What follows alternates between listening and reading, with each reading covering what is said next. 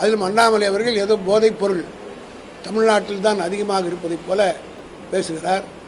அதாவது உன்னை மறந்து விடக்கூடாது, ஒரு விரலை எதிரியை காட்டுகிற போது 3 விரல் தன்னை காட்டுகிறதை மறந்து விடக்கூடாது என்று பழமொழி சொல்வார்கள். அதுபோல இந்தியாவிலேயே அதிகமான போதைப் பொருள் கைப்பற்றப்பட்ட இடம் குஜராத்.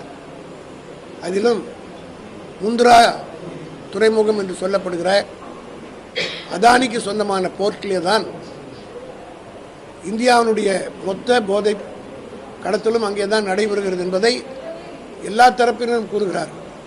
கடந்த 28ஆம் தேதி பிப்ரவரி 28ஆம் தேதி கூட 3300 கிலோ போதைப் பொருளை அந்த போர்ட்டிலே இருந்து பிடித்திருக்கிறார்கள். ஆக இந்தியா பூராவையும் போதைப் பொருளை விற்பனை செய்கின்றவர்களே பிஜேபிக்காரர்கள் தான் என்பது என்னாலே ஆதாரத்தோடு சொல்ல முடியும். அதை மறந்துவிட்டு இந்த அரசின் திமுக அரசின் மீது பழி சொல்வதற்காக சொல்லுகிறார். அதிலும் எடப்பாடி அவர்கள் சொல்வது மிக வேடிக்கையாக இருக்கிறது.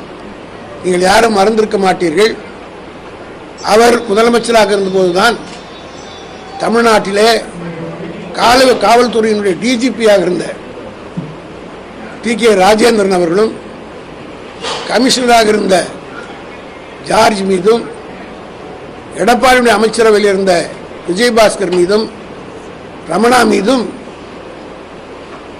குட்கா வழக்கிலே அவர்கள் நீதிமன்ற சிபிஐயால் வழக்கு தொடரப்பட்டு யார் யாரிடத்தில் எவ்வளவு லஞ்சம் வாங்கினார் என்பதெல்லாம் பத்திரிகையிலும் ஊடகங்களும் வெளிவந்தது. இதையெல்லாம் மக்கள் மறந்து விடுவார்கள் நோக்கத்தில் இப்போ திசை திருப்புவதற்காக எடப்பாடி இன்றைக்கு ஆர்ப்பாட்டம் நடத்தியிருக்கிறார்.